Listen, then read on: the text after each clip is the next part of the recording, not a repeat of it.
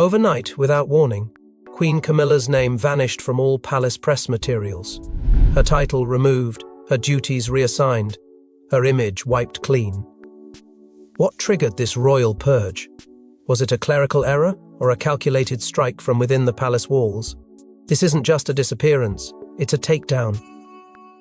Before we go deeper into what this really means for the royal family, make sure to subscribe so you don't miss a single update.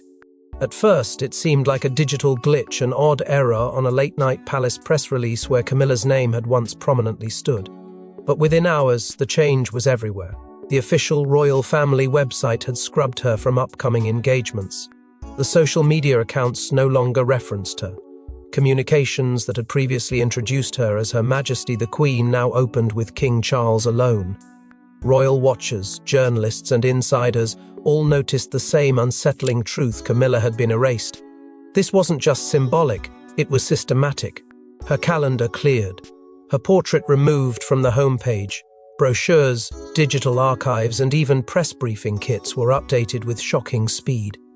Whatever had happened, it was orchestrated, controlled, and very deliberate. Within minutes of the first report hitting the tabloids, the media circus began. Reporters stationed outside Clarence's house scrambled for answers. Editors pushed for quotes. But from inside the palace, silence. Not a single statement, not a single denial. And that silence was louder than words. Beneath the surface, whispers emerged. A royal committee, rarely spoken about and barely acknowledged in public, had allegedly convened in secrecy weeks earlier. Described by some insiders as the monarchy's internal firewall, this group was said to be tasked with one responsibility: only protecting the long-term image and future of the crown. But what had Camilla done to warrant their intervention? And why now? Tensions, it seemed, had been building for months. Camilla's senior aides had reportedly clashed behind the scenes with members of Princess Catherine's team. Issues over scheduling, appearance protocol, and even who stood where during photo ops escalated beyond the usual royal politics. There were murmurs of passive-aggressive gestures during state visits, of icy exchanges in the corridors of Windsor, of Camilla pushing for more visibility while others worked to limit it. The rift wasn't just between Camilla and the staff, it reached deeper, touching senior royals who'd long kept their grievances private. As news of her erasure spread, the palace's refusal to explain only poured fuel on the fire. Was this a quiet retirement? A health issue? A fallout between Charles and Camilla? Or had the Queen consort simply gone too far, forcing the monarchy's hand in a way that couldn't be undone? What was most striking, however, wasn't what was said, but who was seen. On the day before Camilla vanished from public-facing records, Prince William and Princess Anne were spotted entering a highly secure briefing at Buckingham Palace. No press, no aides, no one else invited, just the two of them and a sealed door. Within 24 hours, Camilla was gone. But this act of royal erasure didn't appear out of thin air. It was the final blow in a secret war that's been raging behind the velvet curtains, a name rarely spoken aloud, a committee that answers to no one but the sovereign. The royal committee is real, and it just made its boldest move yet. Who's really calling the shots at the palace? For decades, its existence was dismissed as myth, an echo of imperial Britain, whispered about in late-night conversations between retired courtiers. But those whispers have found flesh. The royal committee, once hidden in the shadows of monarchy, has re-emerged at the heart of a constitutional storm. Their latest move? The abrupt removal of Queen Camilla from all public-facing palace documents, a surgical strike against the consort to the king himself. But behind this shocking act lies a deeper truth. This was no impulsive decision. It was the outcome of weeks, perhaps months, of careful orchestration, executed with precision and silence. The kind of operation only a body as secretive and powerful as this could achieve. At its core, the Royal Committee serves one purpose: image preservation. Not of individuals, but of the institution. Created in the aftermath of the abdication crisis and formalized in the post-war years, this group was given extraordinary latitude to intervene when scandal, sentiment, or internal instability threatened the monarchy's public standing. Over time, its influence expanded from controlling press narratives to quietly steering succession optics. made up of senior advisors, discreet legal figures, and, as some claim, retired intelligence officers from MI5. The committee reports to one person only, the monarch. But when the monarch is conflicted, distracted, or too emotionally involved to act, the committee moves unilaterally and without apology. Anonymous leaks confirm that the committee met in secret 3 times within the last 6 weeks. The final meeting ended in a vote majority in favor of removing Camilla from all future palace-facing documentation. The vote was cast not as a rebuke, but as a strategic withdrawal, one that would limit the damage of a growing internal rupture. That's how the decision was presented to palace staff, but not everyone accepted the phrasing. One insider described it differently. This wasn't damage control, this was containment. A containment strategy disguised as duty. Whispers of Camilla's overreach had already begun to trickle into the committee's channels. There was growing alarm over her sway over King Charles, particularly in decisions that directly clashed with the wishes of senior royals. Events restructured, invitations vetoed, high-profile Commonwealth visits where Camilla appeared front and centre while Catherine was quietly sidelined. Senior aides raised flags, but those complaints hit a wall until they reached the committee's ears. Behind the scenes, the influence of Princess Anne and the Duke of Edinburgh loomed large, both respected for their loyalty to tradition, both known to disdain what they see as unnecessary theatricality in royal conduct. Anne, in particular, was said to have submitted a private memorandum to the committee weeks ago, outlining significant concerns about the growing division between the king's public role and the rest of the family. Edward, ever the quiet tactician, reportedly provided logistical evidence supporting Anne's claims, proof of staff reshuffles, protocol violations, and internal restructuring, initiated not from the palace as a whole, but directly from Camilla's inner circle. There were no press releases, no emergency meetings, just a cold clinical decision followed by total operational execution. Within 12 hours, Camilla's digital presence was erased. Her schedule was cleared, the monarchy pivoted, and the Queen Consort became a shadow. A decision this massive could only have come from within a power structure older than most in the royal family even realize exists. The committee had spoken, and the crown had obeyed, but what or who pushed the committee to finally act? To find the answer, we must revisit a moment that shattered royal unity. One balcony, 2 queens, 1,000 flashing cameras, and one cold smile that broke the monarchy's fragile facade. Camilla's final appearance wasn't a farewell. It was a declaration of war. Trooping the colour is meant to be a celebration, a tradition soaked in pageantry and loyalty, where unity is performed for a nation desperate to believe in it. But this year, unity shattered in real time. Camilla took her place beside King Charles, not a step behind but shoulder to shoulder, as if announcing herself not merely as consort but co-sovereign. It wasn't just the public that noticed. Within seconds, palace insiders were texting, staffers were whispering, and even seasoned royal commentators hesitated on air. Where was Princess Catherine? And more importantly, why did she look so distinctly uneasy when she appeared? Standing behind the king, Catherine's expression flickered between diplomatic calm and something far more raw: tension, discomfort, maybe even disbelief. It was a subtle rupture, easily missed by the untrained eye. But those who understood the choreography of monarchy, who understood the language of placement, of protocol, knew this wasn't accidental. Camilla's presence at Charles's side broke decades of unwritten rules. The position was reserved for the heir's wife during moments of joint appearance. Camilla knew that, and she defied it anyway. Behind closed doors, the explanation offered by her aides was simple. It was a matter of stability, optics, continuity. But the truth, as it always is in royal politics, ran deeper. Camilla had been pushing for more visible influence, and this was her most public maneuver yet. According to one senior courtier, she'd refused repeated suggestions to move down one space for the balcony appearance, saying plainly, "I'm the queen now," a statement not of role but of power. And in that moment she made it clear to everyone watching that she wasn't going to fade quietly into the background, not even for the next generation. What followed backstage was chaos dressed in protocol. At the post-event reception, Camilla allegedly arrived late, avoided Catherine entirely, and exchanged clipped words with a junior aide who suggested the seating arrangement had been adjusted. Moments later, witnesses say she left in a fury, cutting her visit short with barely a word to the king. Charles, caught between the fracture lines, was reportedly speechless. One insider described him as paralyzed, unable to mediate, unwilling to pick a side, and ultimately absent from the power dynamic unraveling before him. This wasn't simply a spat between royals. This was the moment the illusion of harmony was broken in full view of the world. And for the royal committee, it was the final straw. Until that point, there had been debate, caution, even hesitation. But after this public confrontation, the urgency to act intensified. The optics were unsalvageable. The royal family could no longer afford the fallout of an internal power struggle playing out on the global stage. They had to contain it, they had to control it, and the only path left was removal. That moment didn't just fracture trust, it opened the floodgates to years of buried resentment. No one is removed without cause.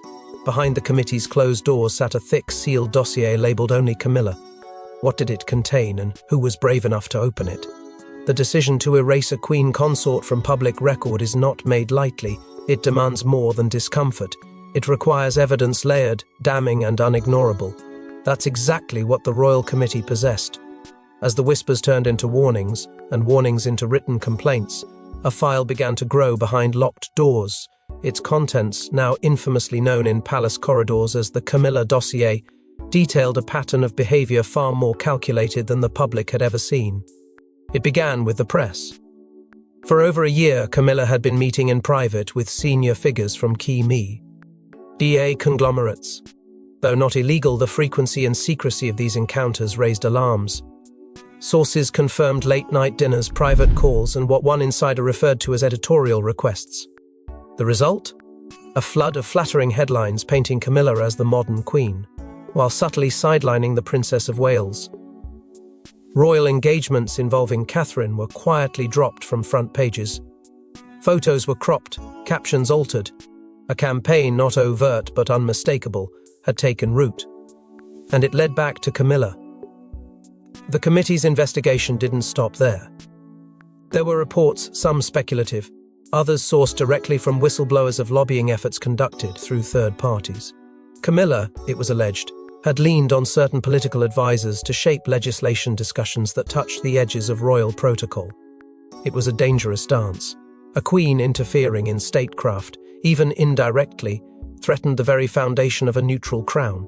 Though no conclusive proof of wrongdoing emerged, the mere perception of interference was enough to chill even the most loyal advisors. But what truly rattled the committee were the files marked Queenmaker. These documents, buried deep in the dossier, appeared to outline a quiet strategy to elevate Camilla's role while dimming the visibility of William and Catherine. Emails, notes, and memoranda hinted at proposed changes to ceremonial precedents, media briefings reframing succession narratives, and even suggestions to bypass the Waleses in certain Commonwealth tours. If implemented, these steps wouldn't just elevate Camilla, they would reposition her as the monarchy's central figure, forcing the next generation into the shadows. Then came the financial threads. The dossier included flagged inconsistencies in the financial statements of several charities linked closely to Camilla's public work. Although no formal investigations had been launched, auditors had noted irregular grant distributions and opaque administrative structures. In isolation, it might have been brushed aside. But in the context of rising tensions and whispered accusations, it was fuel on a growing fire. Finally, and perhaps most damning of all, were the testimonies. Anonymous, emotional, and deeply personal. Aides who had served in the inner sanctum of royal operations spoke of a culture of fear and manipulation under Camilla's leadership. Some claimed to have been sidelined for questioning decisions. Others described moments of humiliation, of being pitted against colleagues, of witnessing deliberate efforts to sow distrust within the palace's most critical teams. Their voices, raw and unfiltered, tipped the scales. The committee reviewed everything in silence. The king was not present. Neither were his sons. Only the advisors who understood what was truly at stake, the monarchy's survival. And while the evidence alone was shocking, it still wasn't enough. The palace doesn't destroy its own without immense pressure. There had to be a final push, a catalyst, someone willing to pull the last thread that would unravel it all. But even with this damning evidence, the monarchy doesn't move without motive. Someone had to push. Prince William drew a line. "It's her, or the future of the monarchy," he reportedly told a senior aide. Was this a son defending the institution, or a prince positioning himself for the throne? Behind the grandeur and pageantry of the royal facade, a cold civil war had begun. William, long expected to wait his turn with quiet composure, had begun to harden. What once was deference became defiance, and at the heart of his discontent was Camilla, the Queen Consort's expanding profile, her growing presence beside Charles at high-level briefings, her relentless push to frown. Public engagements had not only unsettled royal tradition, it had fractured something far more delicate, the unspoken understanding that the future belonged to William and Catherine. But Camilla had disrupted the order, and William had seen enough. The tension between father and son simmered long before it boiled. William had raised quiet concerns to Charles about recent protocol breaches, about Camilla's increasing override of ceremonial roles traditionally assigned to the Princess of Wales. At first, Charles waved them off as misunderstandings. Then came the first private confrontation. Behind closed doors, William demanded clarity. Was Camilla acting with his authority or her own? Charles, ever evasive when cornered, refused to offer a clear answer. That ambiguity spoke louder than words.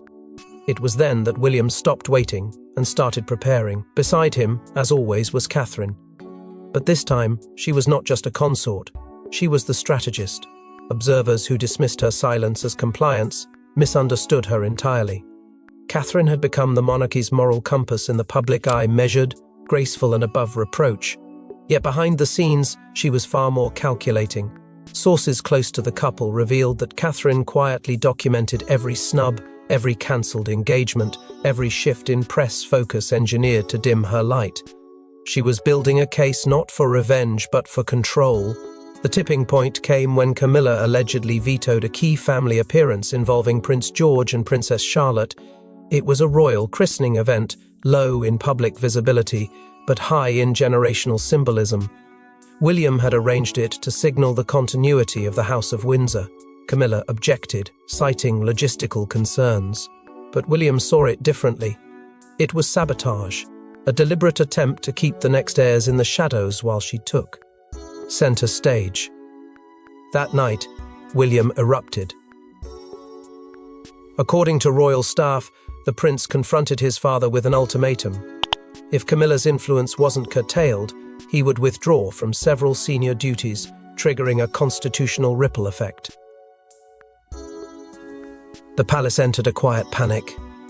Staff described a chilling standoff between the king and his heir. Communications teams were frozen. Schedules paused, royal advisors were summoned in secret. For the first time in decades, there was a genuine fear that the monarchy might publicly fracture. William did not blink. He didn't threaten the crown, but he made clear that he would not allow it to be reshaped in Camilla's image.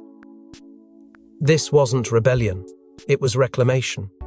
And in this moment of crisis, the king made his choice, but not the one many expected. In the days following the committee's decision, King Charles vanished from public view. Cancelled appearances, silent corridors. For the first time, the palace had no king, or at least no visible one. What began as whispers among royal correspondents quickly escalated into a national question: where is the king? For over 2 weeks, Charles was absent from every engagement, every broadcast, every duty.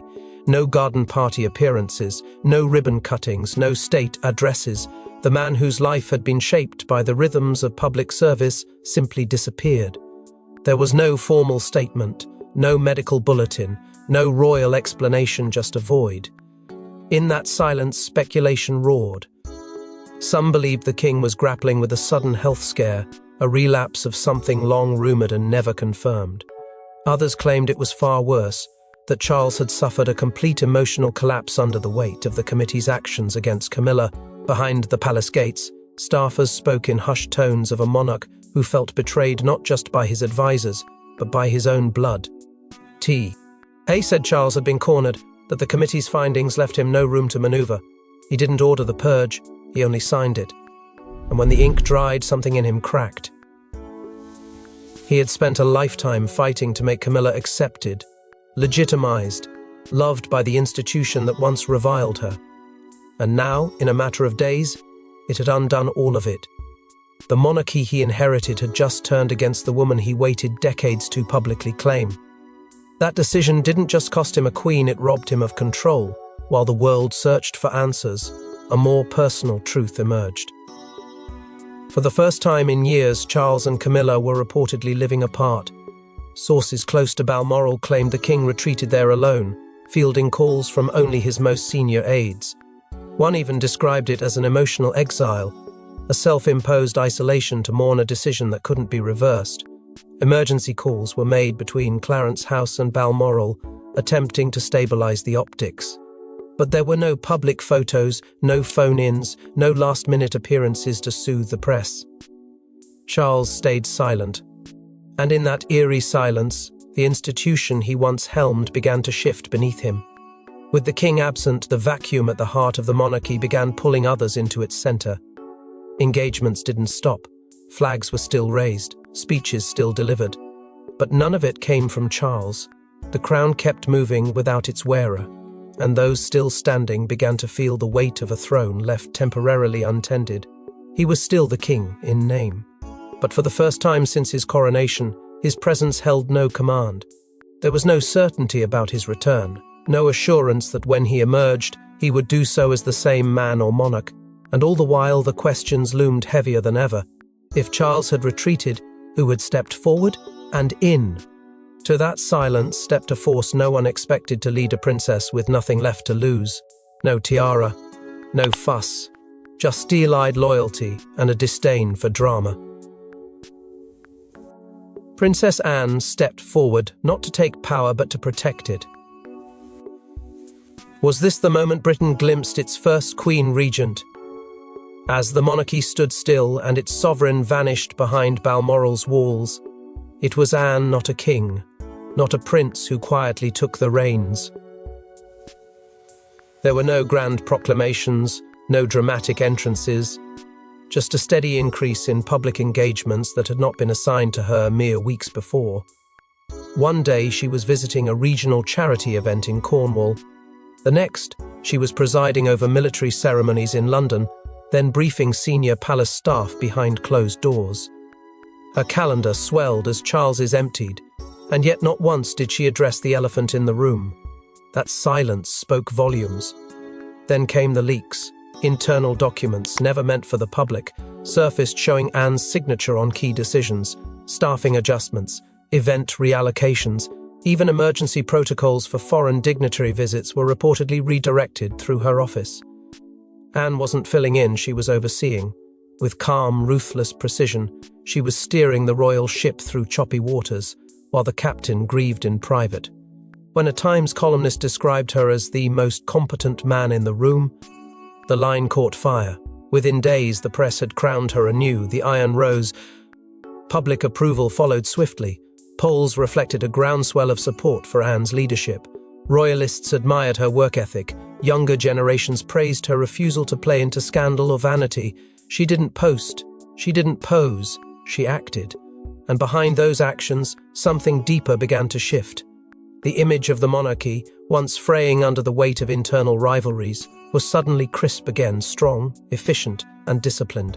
The public didn't need a king to lead them. They needed clarity.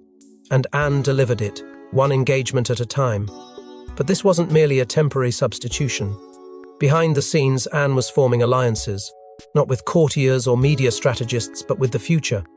She and William, long aligned in temperament if not always in role, began meeting regularly. Their offices, once distinct, began mirroring each other's decisions. Catherine's engagements were subtly synced with Anne's. Messaging became unified.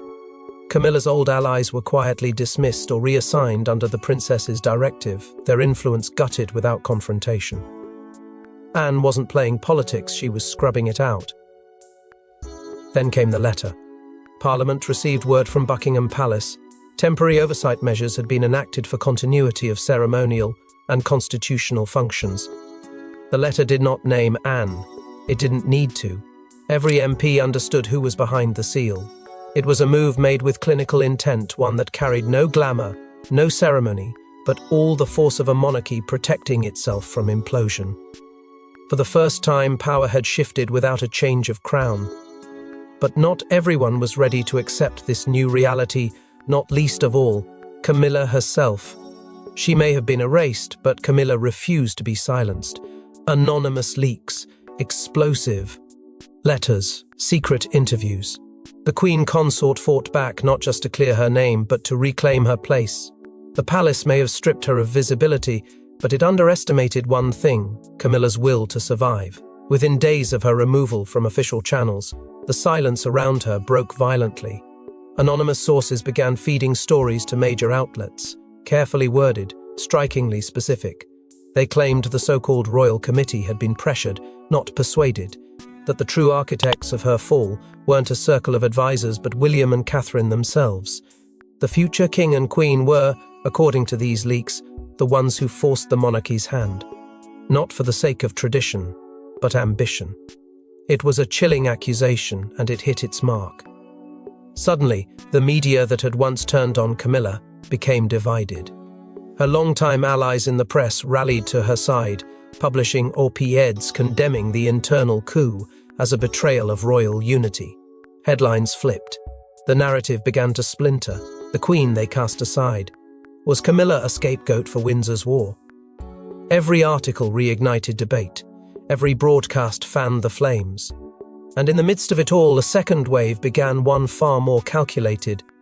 Private letters, never meant for public eyes, were allegedly sent from Camilla's camp to leaders across the Commonwealth. These weren't cries for help. They were political overtures, letters that framed her erasure not as justice, but as a miscarriage of royal continuity. She had, after all, been crowned alongside Charles. That crown wasn't just a symbol, it was a contract. And now, she was using it as leverage. The pressure became impossible to ignore. The palace, already reeling from Charles's prolonged absence and Anne's unplanned leadership, was forced into a corner. For the first time since the crisis began, a response was issued in the King's name. The statement was brief, almost cold, acknowledging the evolving responsibilities of various royal roles and urging unity. But it didn't name Camilla, it didn't deny the rumors, and it didn't silence the storm. If anything, it deepened the cracks. Then came something no one predicted: sympathy. For all the scandals, for all the political maneuvers, Camilla was suddenly being seen not as the villain, but as the casualty. Talk shows, columns, and even public forums lit up with questions. Had she been used? Had she been forced to take the fall for a family too fractured to face its own dysfunction? A public that once viewed her with suspicion now saw something else: humiliation. And with sympathy came division. Inside the monarchy, loyalties shifted. The unity once enforced by fear of collapse now faltered under the weight of narrative warfare. William and Catherine, once untouchable in their image, began facing subtle scrutiny. Anne's authority, though respected, wasn't absolute. And Charles, still silent, still absent. With no single voice controlling the chaos, the institution began to splinter, not in public, but within its core. And just as the royals brace for impact, one final twist changes the game entirely. In a televised address watched by millions, King Charles spoke at last. What he said and what he didn't redefined the monarchy forever. Was this a reconciliation, a revolution, or the beginning of the end? After weeks of silence, speculation, and behind-the-scenes chaos, the world finally turned its gaze back to the monarch himself. The man who had retreated into the shadows now stood alone at a podium bearing the royal crest. The camera did not pan, the frame did not shift, and the palace had made one final decision: he would speak without fanfare. No family members beside him, no royal advisors, just a man, a throne, and a country waiting for Anne's. But as the address unfolded, it became clear this was not an apology. It was a reckoning. Charles acknowledged the turbulence that had engulfed the monarchy in recent weeks. He referenced changes undertaken in accordance with the evolving needs of a modern crown. He spoke of unity, duty, and the importance of continuity. But not once did he utter Camilla's name. There was no Her Majesty, no Queen Consort, no mention of the woman who had shared his most public triumph and private heartbreak. In that silence, the entire nation heard the finality. Camilla had not just been removed from public-facing documents. She had been erased from the sovereign's future, and then came the pivot, the announcement that stunned even seasoned royal analysts. Charles outlined a vision for what he called a leaner, more transparent, and future-focused monarchy. The phrase had been used before, but never like this. It wasn't a suggestion, it was a declaration. A new operational model would be implemented, reducing ceremonial roles and consolidating responsibilities among a select group of senior royals. No room for ambiguity, no tolerance for internal conflict. The monarchy would survive, but not as it had been. The biggest revelation, however, came in the form of formal recognition. For the first time in the monarchy's modern history, Princess Anne was named as the interim head of royal engagements, a title never before granted, but one long earned in silence. It was an unmistakable signal. While Charles remained king in name and crown, Anne had become the hand that guided the institution's heartbeat. Her service, her loyalty, her composure under fire, now formally enshrined in duty. Charles then turned his attention to William and Catherine, praising their unwavering commitment to public service and calling them the embodiment of what the next chapter must be. The language was deliberate. The tone was weighted. It was not merely an endorsement, it was a foreshadowing. The transition had begun, whether officially named or not.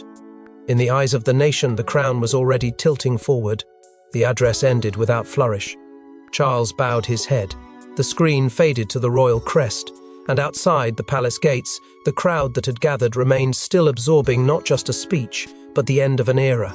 Hours later, a final image emerged: Camilla, seen departing Clarence House for what insiders confirmed was a permanent move. No staff, no escort. Just a single vehicle, and a woman whose chapter had closed behind the walls she once walked with pride. The monarchy had survived, but it had not escaped unscathed. Lines had been drawn, roles had shifted, loyalties tested, and though the family remained intact in name, its soul had been forever altered. The Queen is gone, the crown endures, but at what cost?